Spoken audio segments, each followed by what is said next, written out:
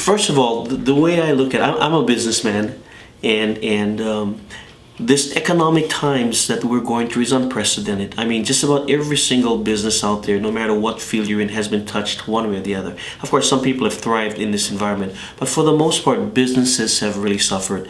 What we need to do as a government, is to be able to look at our expenditures and realize that we do not have the revenues that we have been fortunate to have all these years. During the Mayor Kim's administration, the county coffers was flowing. I mean, there was just money just coming from all directions. Those times are gone. It's over with.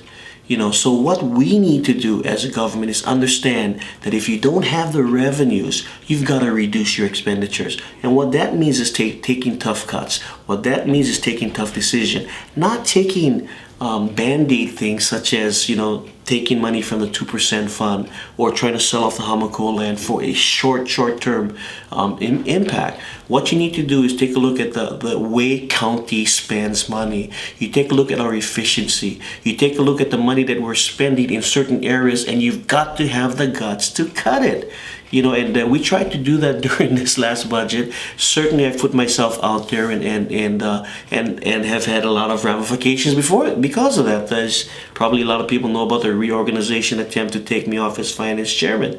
Well, that is a direct result of being able of standing up and saying, "Hey, listen, you cannot continue to do the things the same way we've always done it. There's come a point in time we've got to say we need to do things differently."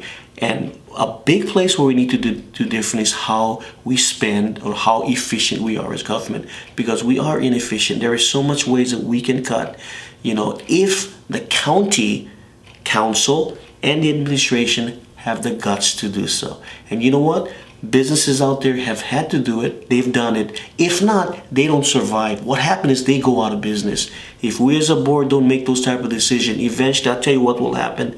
Our employment workforce will suffer because of mismanagement. And part of management is making those tough decisions. And that's how we need to deal with it. Not with raising taxes. Raising taxes is the easiest. I know the mayor has talked about as a possibility. You never go to raising taxes, especially in this tough economic times that we're all experiencing. It'll send us even to deeper, problems with our economy. What we need to do is do what every business have done, and that is reduce your expenditure. It's going to hurt, but you need to do it. Do you have a particular area where you would try to reduce expenditures that you could?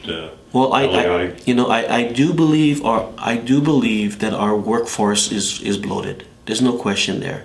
I think over the last 6 or 7 years, our workforce have increased over 500 employees.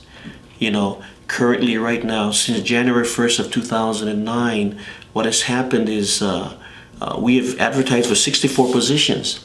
Now, I don't know why, for the life of me, when we're facing such tough times, we're talking about furloughs and reduction in force, and we're talking about layoffs, that we continue to advertise to add more people to the payroll. It's absolutely ludicrous. I don't understand why and what I did was I did send a letter to Mayor Kinoy and saying that we need to implement a zero hiring policy. Now, it's not because we don't need someone in a particular position. It's just that we can't afford to, because not only you're talking about their salary and wages, you're also talking about benefits. The 64 position I talked about, total up to like $3.4 million of added expenditures to labor. Why do that? And in 3, 4, 5, 6 months from now, we're going to say we need to lay off or we need to go on furlough. Adding more people now is absolutely, in my mind, a grave mistake that's going to come back and bite us. But, again, it's thinking outside of the box. You cannot continue to do what you've been doing. Someone's got to say, hey, enough is enough. And so certainly labor is a certain area we need to look at. And the other thing, too, is, and I mentioned this during the budget, we funded like $9 million in vacant positions. So these are positions that are set up in the county of Hawaii that we fund. Say the salary is $50,000 that we fund, but the position is vacant. There's no one there in that position. And I'm thinking to myself, why have $9 million worth of funded vacant position and at the same time wanting to sell the Hamako lands when you could just very well, unfund those positions? So there is ways, there is fat, and of course, the administration will always tell you there's no fat. They'll always say there's nowhere to cut, that we've cut to the bone. Let me tell you that. Let me tell you, if you're in the private sector, if you feel that you've cut to the bone, believe me, you go back and you cut again. And I think that's unfortunate. That's where we're leading right now, if we don't make some common sense decisions. Okay. Sounds good. Do you want to say anything about your future in politics and what you're... No? Or, No, not really. no. You're happy in what you're doing. Well, first of all, this is my 10th year in the county council. I'm honored and privileged that the people have given me that opportunity. As far as future, because I ran for 6 years and then I took a rest in between, you basically have up to 8 years. So I certainly have up to 2014 if I choose, or if the people choose to bring me back as council member. So, as far as my political future, I really enjoy working for the council. I wish this council, didn't do some of the decisions that we've made so far. I think we've made some horrible decisions, but I do enjoy working on the county council, and I think it's an honor and a privilege. Okay.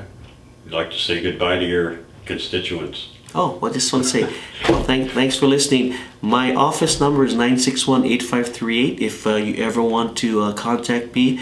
And I also tell people everywhere I go that I am the only Yagong in the phone book, so there's no excuse of not being able to get in touch with me. So please call if I can help in any way. Mahalo. Okay. Great. Thank you very much. Thank you. Appreciate it.